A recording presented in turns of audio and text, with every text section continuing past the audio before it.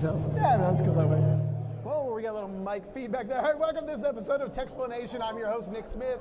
Hey, this is a lot of fun to me because this is like the episode of, it would be Turtles when G.I. Joe was on it because we had like the crossover effect. I like this. So today I've got a really fun guest with me. This is Michael Kammes of the 5 Things series. If you haven't seen it yet, you need to because you'll learn something and you'll probably have fun doing it too. it's the logic behind creativity. Logic behind creativity. All right, I can live with that.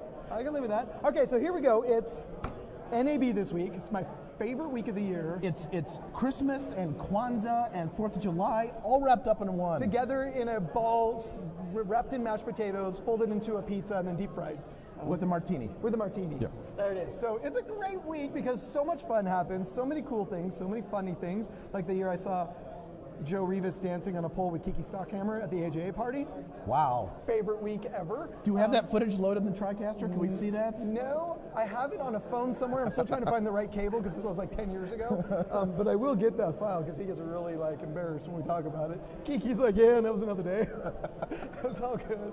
But it's such a great week because there's so many great announcements. There's so many fun things happening. It's like for me, it's a kid in a candy store experience. Sure. I don't know about you. How many years are you doing NAB? Not as many as people think. This is my 9th year. Oh, not bad. So, yeah, I don't have enough NAB gray right now. I just shave it off so nobody can see it. It's okay. I think I'm like at 13 or 14. Although I met a guy 2 years ago who was at his 48th. And I thought, it's time to pack it up, buddy. Well, that's when you start talking to them, and within 2 minutes, it's, I remember when, and that's when you know it's time to leave. Because it's just going to be who's been around longer, and I don't want to get in that conversation. Not long in the tooth, yeah.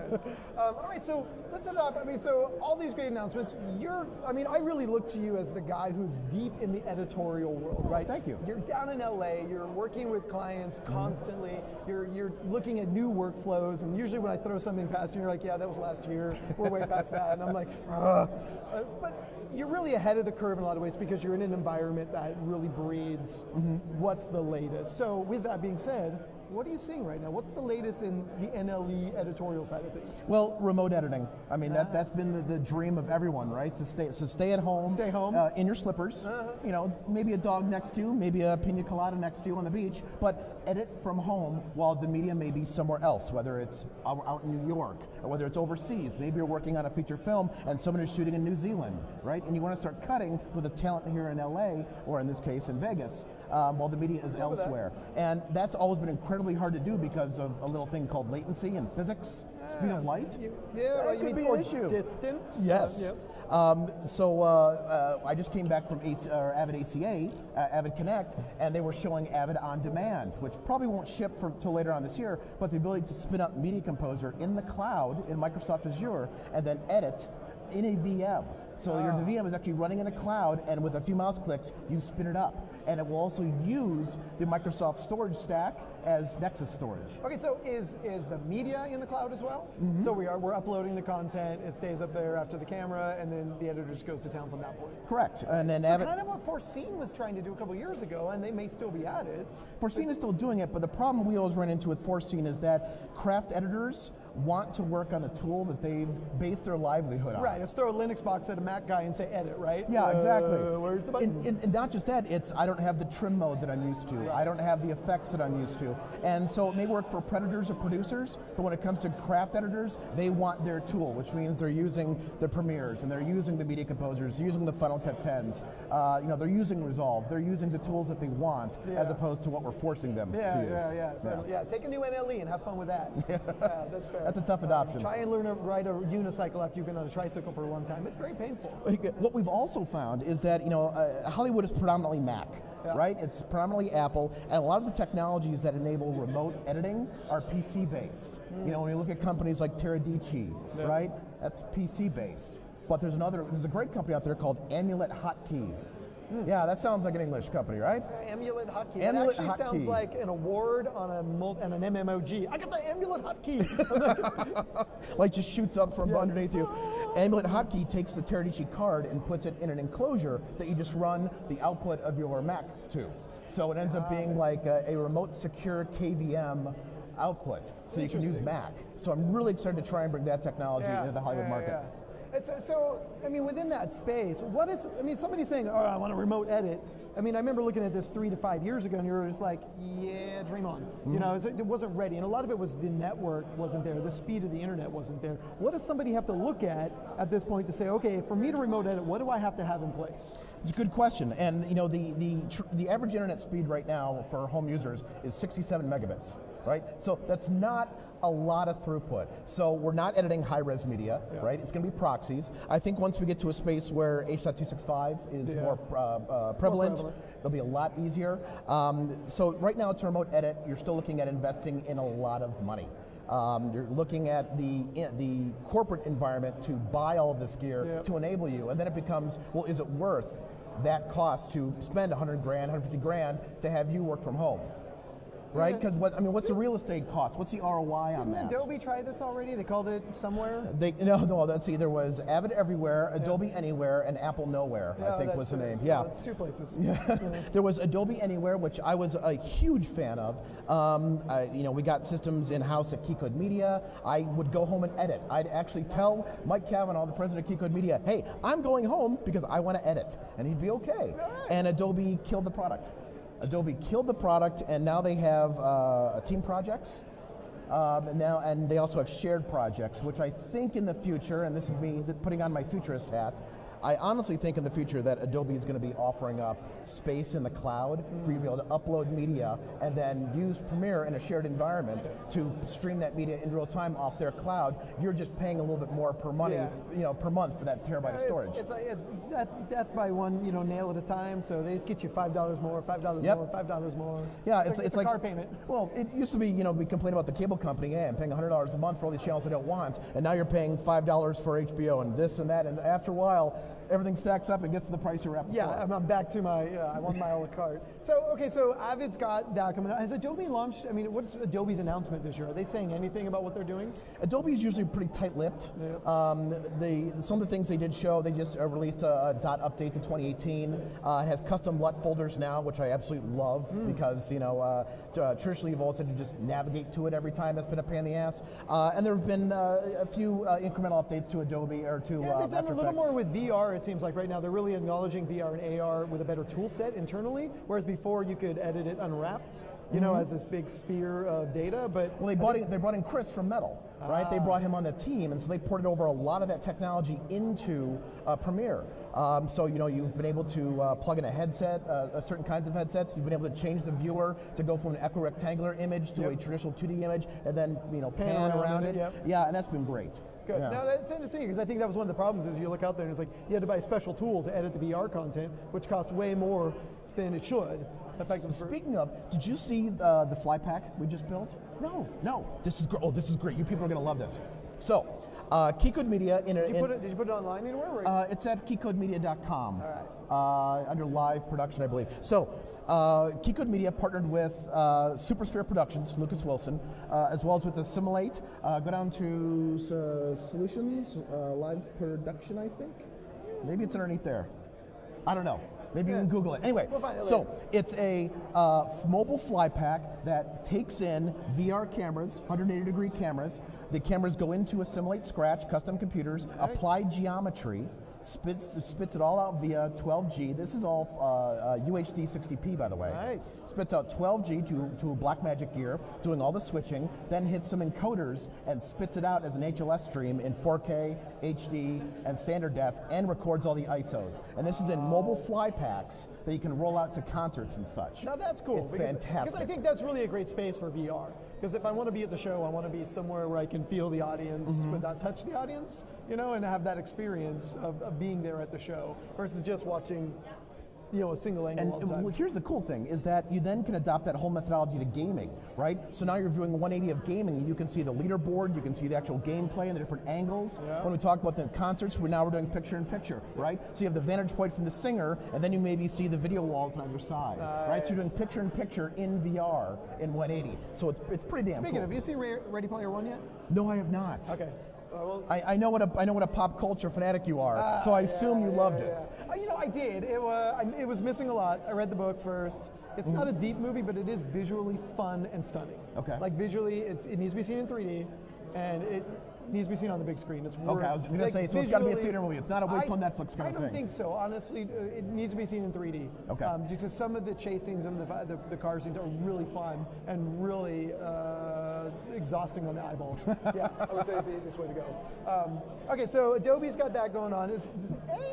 Okay, how many users are you even stumbling on that are trying to use Final Cut 10?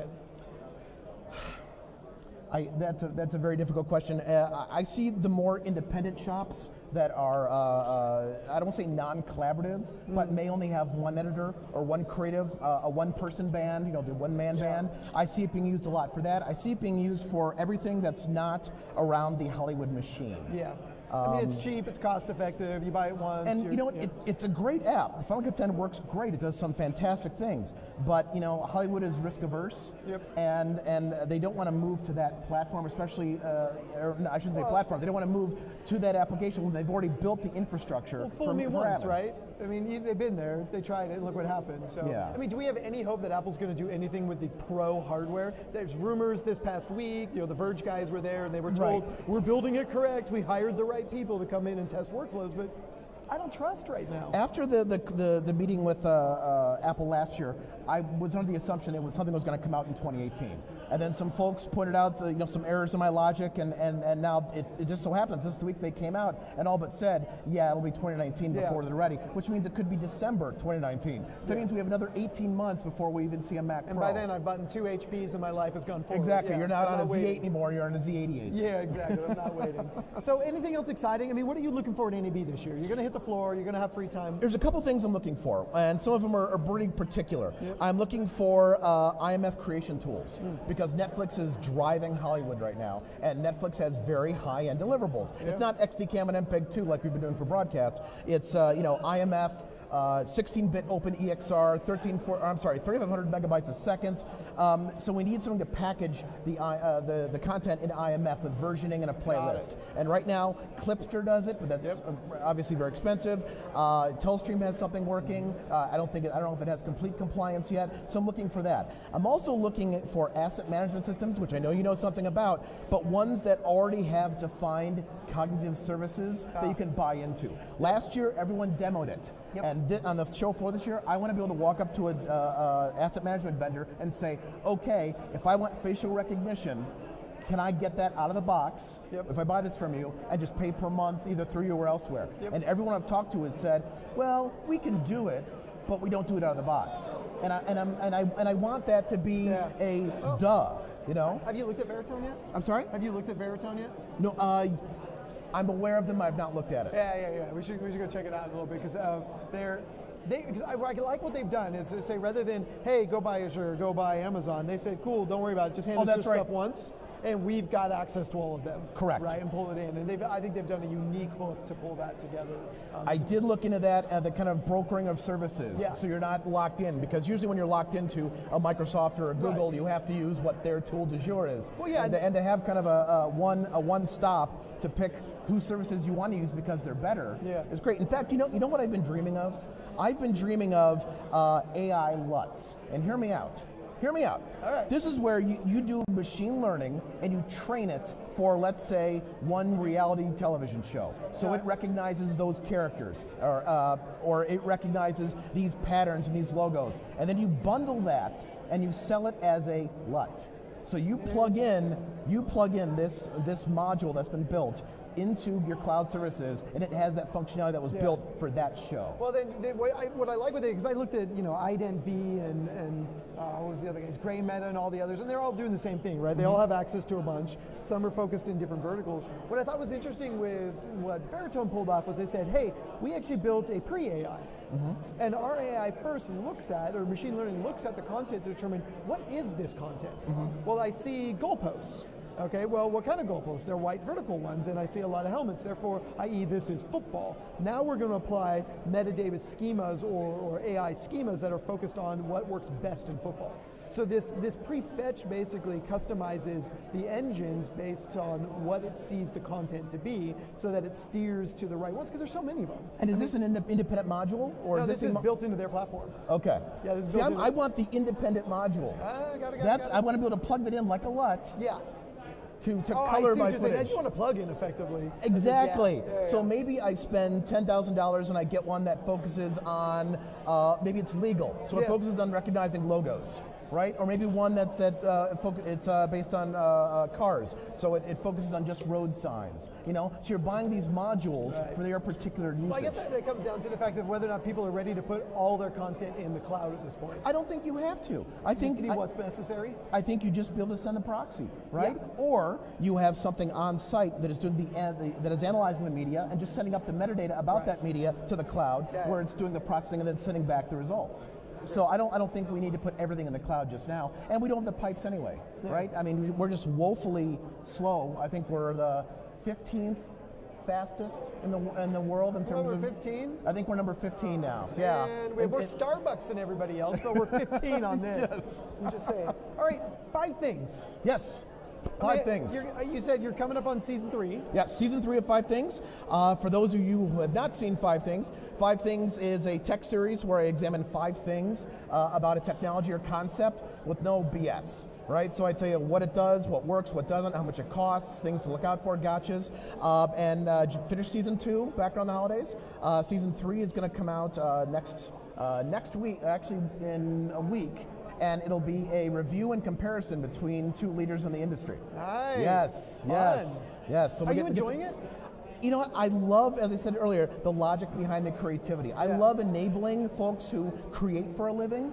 You know, I was a creative for a while, and I realized that I much more enjoyed the zeros and ones. So I enjoy the fact that I can enable other creatives that chose that direction in life. So if I can help them understand that, so they can focus on creating and not why does this work?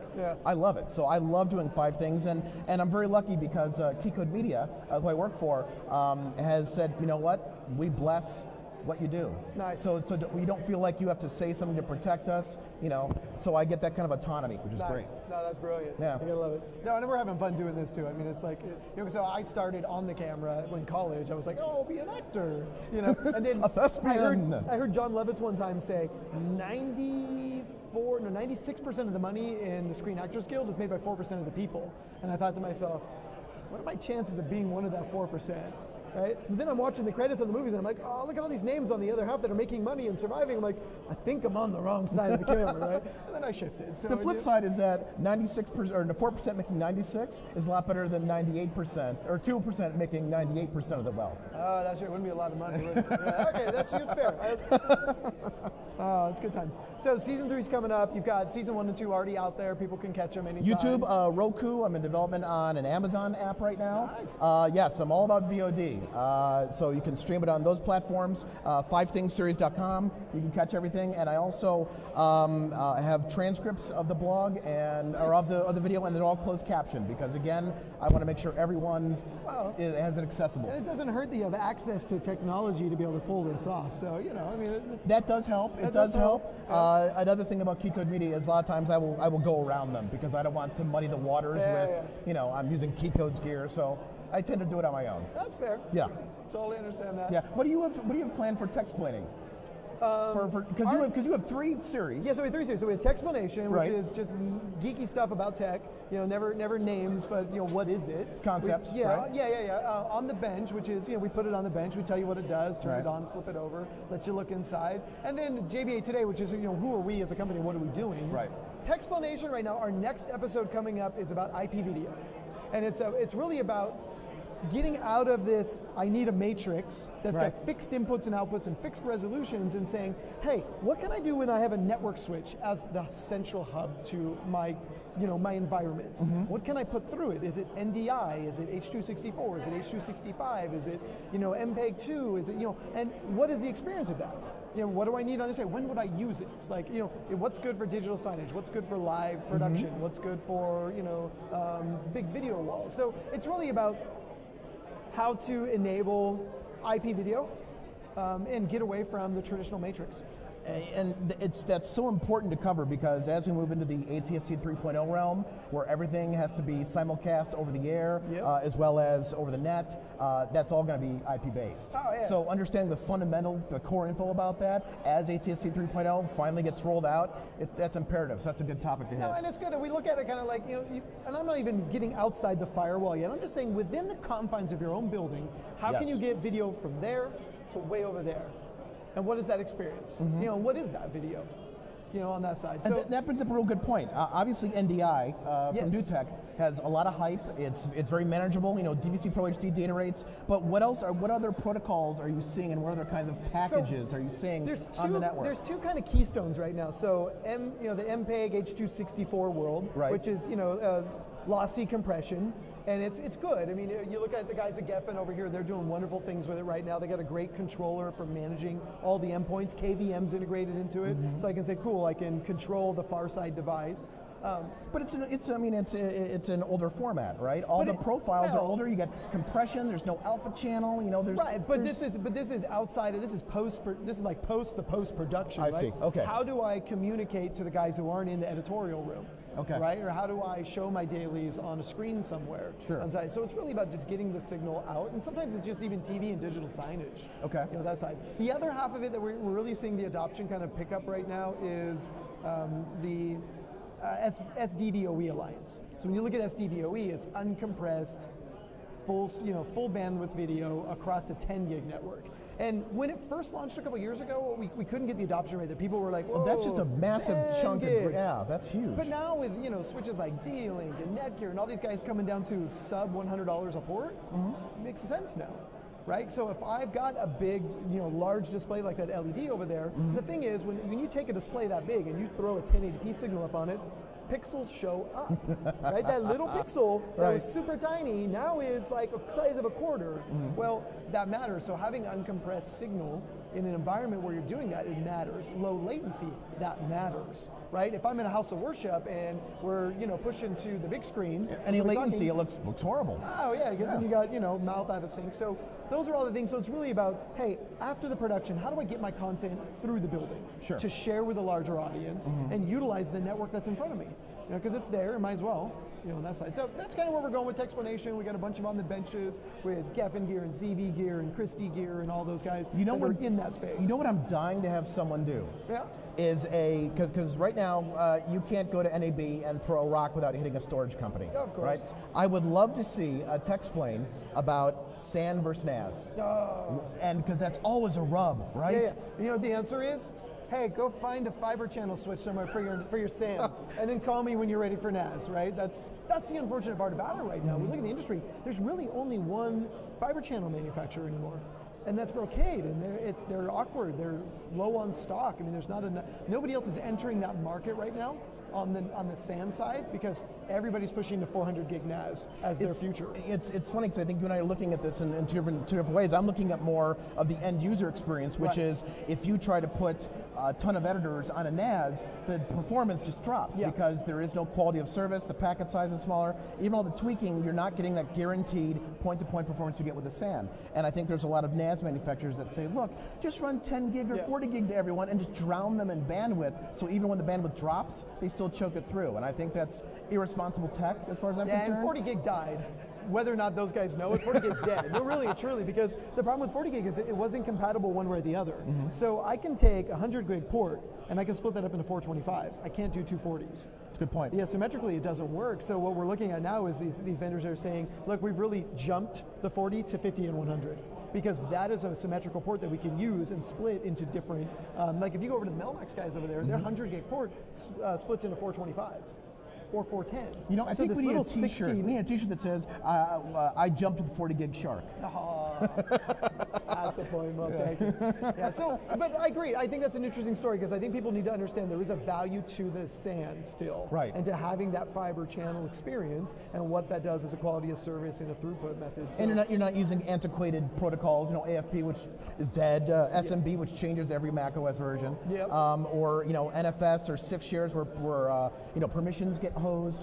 And I don't want to crap on NAS because there are some places where NASs play, but when NAS manufacturers say, oh, we're just as good as a SAN, You know, that's kind of nerd fight words. You know, there's a lot of slapping going on. What I really want is I want some storage manufacturers to go away. Really what this industry needs, what I'm looking for in NAB is for more signs that say just acquired by, right? It's like, it's like the Grass Valley thing right now, right? Right. What's happening there. It's time for the industry to fold in a little bit on itself because there's not enough differentials. You look at all these NASs that are hitting the market, what sets them apart? They use the same boards, they use the same chassis, they use the same controller cards, they use the same drives. Okay, well what makes you different from this over here? Not much. Well, it's easy to set up, or it's all through a web page, and then you find out it's based on a custom Linux kernel that you can't do anything with. You know, all that being said, Axle had a new product they're announcing, Axle AI. It's supposed to be like an appliance that runs the Axle asset management software, but also has some AI components to it. So I want to check that out on the show floor. Yeah. No, I think AI is really big for me this year. I see it. I coach my guys. I say when you're talking to clients about AI, know that there's a group of people in the room. They're going to be overly excited about it, and there's a group of people in the room that just started filling out their resume. And my response to that is, AI is going to take over some of the repetitive monkey things that you're doing, right? Your logging, your that kind of thing, your transcription, and I may be a jerk for saying this, but if your career aspirations aren't to move up from the entry-level logging arena. Nothing's wrong with being a logger. Don't get me wrong. But I would hope that you'd aspire to do more. But that's your first job after you get out of college, right? That's what you first do. That's what McDonald's is for. It's like to get you over the first one. By the way, yes. You know what an actor says when they get out of school? The first thing they say is? Would you like fries with that? Boom. Sorry. Yeah, Sorry, no, didn't mean to steal your thunder. No, you're right. But that's the concept, right? You're right. That is an entry-level position. My fear is, do those entry-level positions start to melt away, and how do they get into the industry? There will be other things to do. Got it. Because when we start talking about ATSC 3.0 and we start talking about multi-platform distribution, the loggers will find things to do to morph media and metadata that can't be done by AI to other outlets. There will always be other jobs, right? Just because you went from film to digital doesn't mean, editors went away. No, we needed more of them because more content was being generated. And now that we have a second screen and whatnot, you're gonna need those folks. Yeah. They just have to learn a different skill set. Instead of hanging film up on a bin like you used to, now you're sub-clipping in an NLE, right? So the roles just change. Yep. And if you're in this industry and you're not okay with change, you're in the wrong industry. Oh, yeah. Well, that was always my fear when I went to the universities was, hey guys, how do you teach people to log data? How do you teach people to be media managers? And they're like, we don't. We build directors here. We build, craft editors. I'm like, yeah, but that's not how you get in the industry. You'll learn that once you're there, but we need to teach people how to manage their data. And I don't see anybody at the university level teaching those concepts. Well, I don't think anyone finds that sexy. In fact, I think I said this during 5 Things once, is no one goes to college to manage media, right? That's not exciting. People want to be creative. I get that. But the most effective people that I've worked with in the industry who are creatives started at the bottom and they understood every part of the workflow up into what they do. And they could identify with them and they would help them, give them extra time, increase the budget for that area because they understood that. Right. The best casting agent I ever worked with when I was trying to be an actor was the one who said, go be a production assistant. So you understand why it's taking so long to get to the scene. That's great. And understand what's going on behind the scenes. And I look at the media managers the same way, right? It was funny, I was talking to one university and I said, well, what about DITs? Who teaches DITs? And they're like, no, but there's always one kid who everybody uses to be their DIT. And I said, great, well, what happens to them? Do you guys give them a degree? And they said, no, they never finish school. They always end up getting a job and leaving us. I'm like, point taken. And that's now it's a necessary role in the industry. And now it's a union position. Oh, even better. Yeah. So somebody was hearing me back then. I like it. All right, hey, we have hit our wall on time. Dude, thank you so much. Dude, I love hanging with you. That's fantastic. I enjoyed it. So, guys, this was Techsplanation with Michael Kammes from 5 Things. Thank you for being here. Thank you for watching, and we'll see you on our next episode. Oh, and watch his stuff. It's good. I'd appreciate that. Thank you.